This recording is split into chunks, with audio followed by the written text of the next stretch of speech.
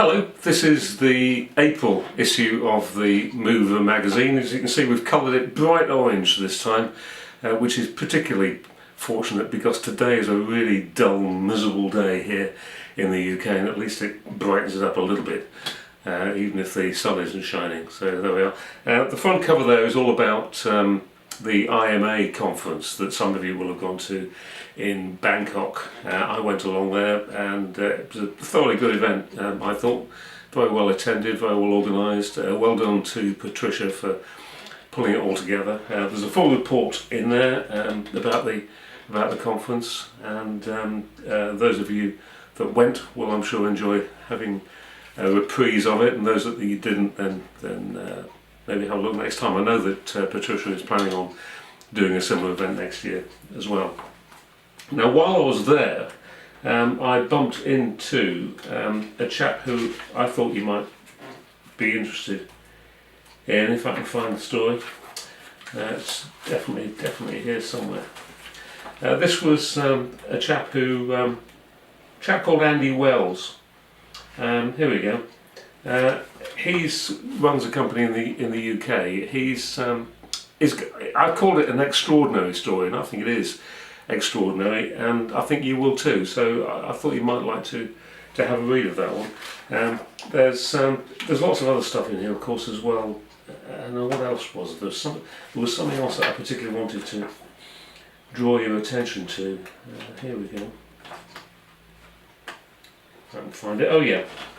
This story here is from Omni. Now, Omni have recently made compulsory for all their members the use of the Dow Jones risk and compliance system.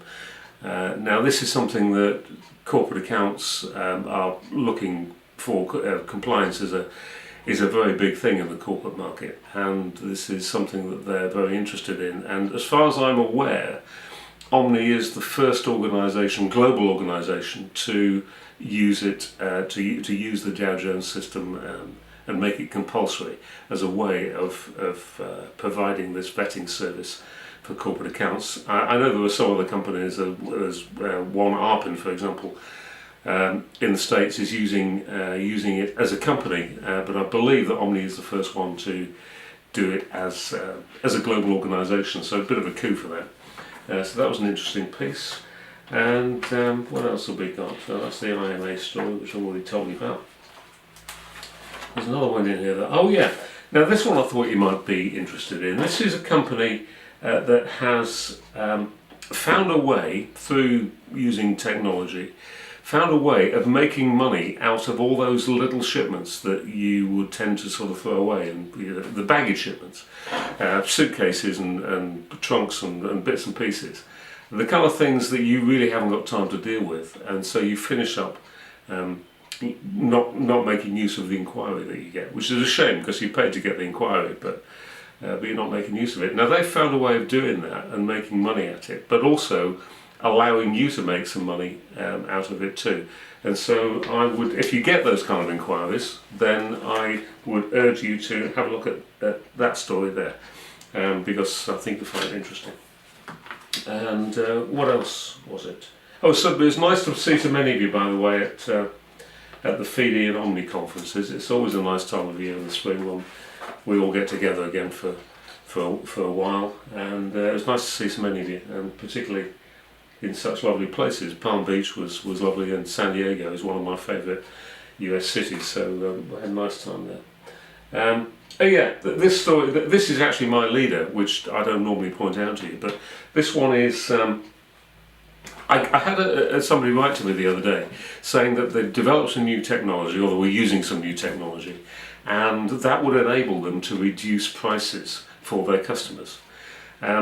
And I picked up on that as being a very strange sort of attitude as a first reaction to this new technology, because I would have thought it was more important to use the new technology to make more money for the company. Clearly their first thought was, we can reduce our prices.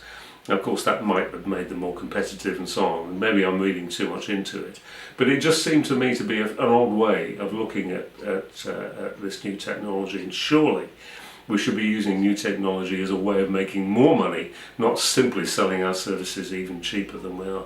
And it's been a trend, of course, for years in the industry, and any of you that are in the corporate market will know what's going on in that market, which is having a similar effect. But I just thought it was a strange attitude, and perhaps not an attitude that is necessarily healthy long term for the whole of the industry. Anyway, I'll just point that out to you.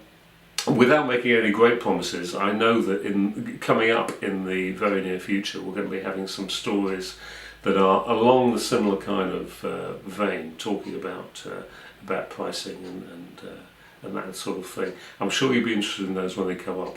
They're going to be coming up in the next month or so. But until then, I hope you continue to have a busy season, and I'll see you again soon. Bye for now.